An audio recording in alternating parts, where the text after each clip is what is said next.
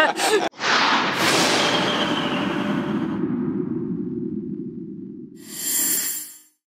y'all, it's Emily from The Way We Hunt. We are in Val-d'Or, whatever, Canada, south of Bear Camp. And today we are going to make a recipe for you, which we made last year, but this is actually bear meat from last year's bears that we killed here. It has kind of been a frustrating trip. We were gonna cook anyway, but we're actually having to cook out of necessity right now because the national forest is on fire and they're evacuating everybody, so we have to leave tomorrow.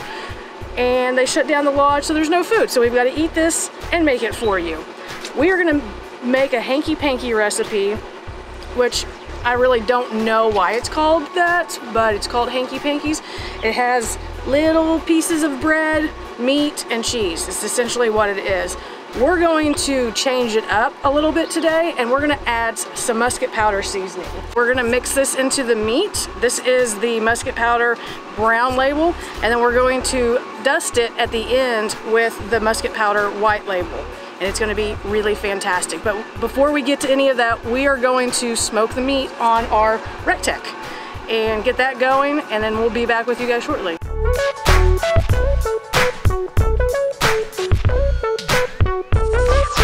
So the meat's been in the Recteq for about an hour, and so I'm gonna pull it out and I'm gonna add some seasoning to it, crank the heat up, and we're gonna make sure that this comes to the correct safe temperature.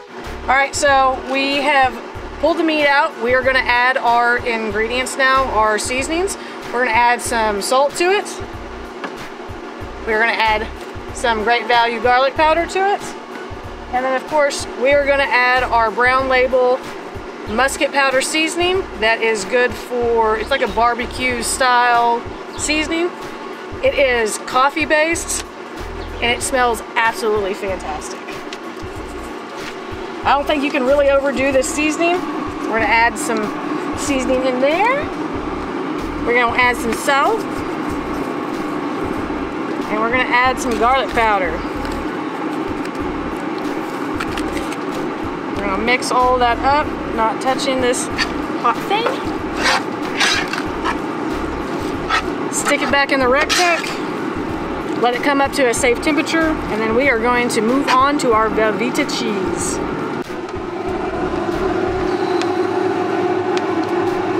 I don't know that we're gonna need all of this, but I'm gonna go ahead and chop it up, and I'm gonna chop it up in like smaller chunks so that when we throw it in the pan, probably do about half of it until we get the consistency right, because to be honest, I don't remember how much cheese we're supposed to use, and we have no cell reception or Wi-Fi, so I'm kind of guessing.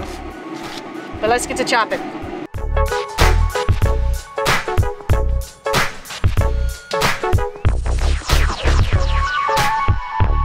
All right, so I went ahead and I drained the meat, and now we're gonna add the cheese.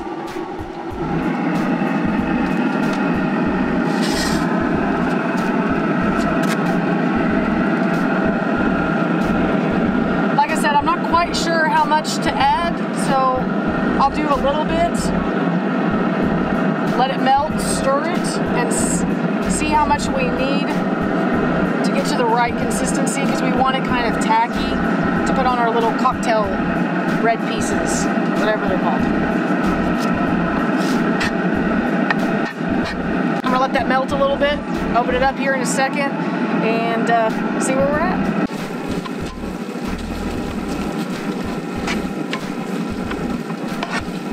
So it's almost to the consistency that I want, but I'm gonna add just a touch more cheese, and we are almost there.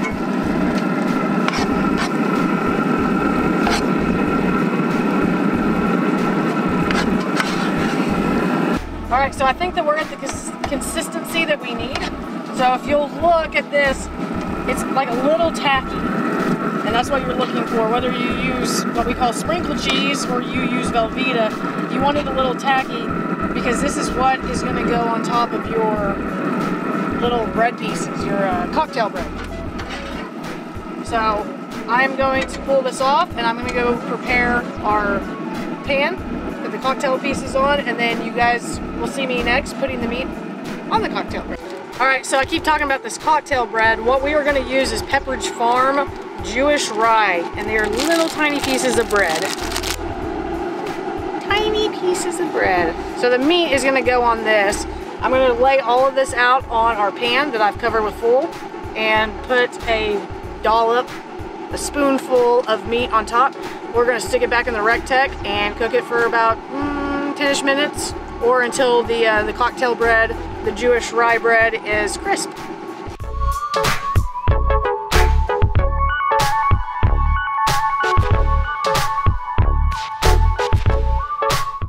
And I have run out of counter space. But you're gonna take about this much of your meat to put on top of your cocktail bread, maybe a little less, we're gonna see.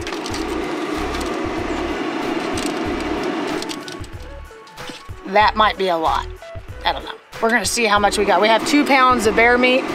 Let's see how much we can make.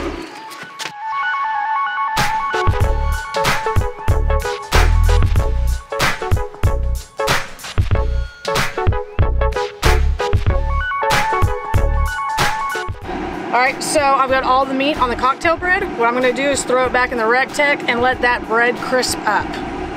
Maybe 10-ish minutes. We'll check it after 5 and see where we're at. And then we eat. All right, so it's been about 10 minutes. The bread has crisped up real nice. Look at that beautiful scenery of all the Hanky Pankys. And for the final touches, for the final touch, we're gonna take the white label musket powder and I'm gonna sprinkle over the top, and I'm gonna let it sit for just a second so I don't burn the roof of my mouth or my tongue.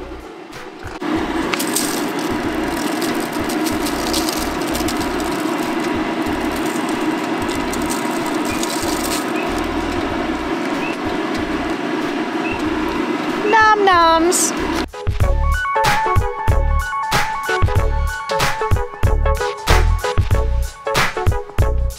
All right, so the moment that we've been waiting for this entire video, I am going to try it.